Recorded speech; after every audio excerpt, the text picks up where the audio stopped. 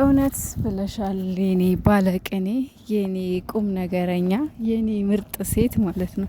ሰላም እንዴት ናችሁልኝ? ውድና የተከበራችሁ የኔ ቤተሰቦች በያላችሁበት ዓለም ዳርቻ ሁሉ ሰላማችሁ ብዝዝት ትርፍርፍ ይበልኝ እያልኩኝ እንግዲህ በሌላ ቪዲዮ ሄሉዬን የኔ ጨረቃ፣ የኔ ስስት፣ የኔ ምርጥ ይዤላችሁ መጥቻለሁ። ይውልኝ ይችን ምርጥዬ፣ ይችን ቆንጅዬ ዛሬ እንግዲህ በደስ በሚል ነገር ማታ ከቢኒ ጋር ይመጣሉ።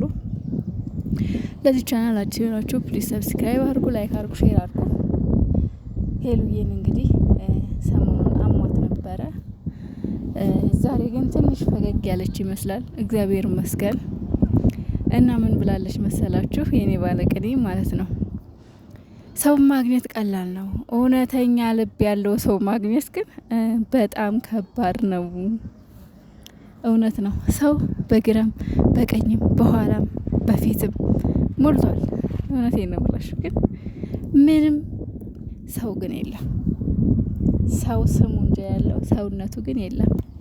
የእውነት ነው የምላችሁና በጣም የሚገርም አባባል ነው። ለማንኛውም እንኳንም በዚህ ሁኔታ በሳቅና በፈገግታ ስላየሁሽ ደስ ብሎኛል። እንኳንም ተሻለሽ፣ እንኳንም መጣሽልን ዛሬ፣ እንኳንም አየሁሽ፣ እንኳንም አወቅኩሽ የኔ ንግስት፣ እንኳንም ተሻለሽ።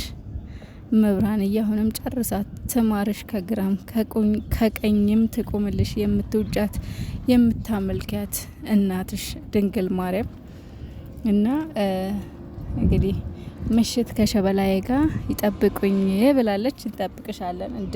ቀላል እንጠብቅሻለን እንዴ! ለዛውም በጉጉት በስስት በፍቅር ነው የምንጠብቅሽ።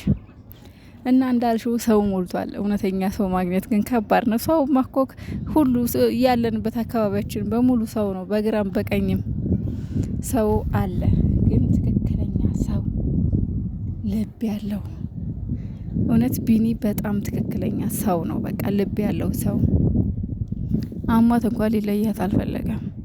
በአሁን ሰዓት ከሄሉ ጎንና ያለው ቢኒና ቢኒ ብቻ ነው። እና ቢኒዬም የኛ የወደፊት አማቻችን በጣም እንወድሃለን። እንግዲህ እስከ መጨረሻው አብሮነታችሁን አንድነታችሁን ያዝልቅላችሁ። የእውነት በጣም ደስ የምትሉ ጥንዶች እንደምትሆኑ ወደፊት አልጠራጠርም። እግዚአብሔርን ብቻ እሷን መብርሃን የልብሽን መሻት ትፈጽመው።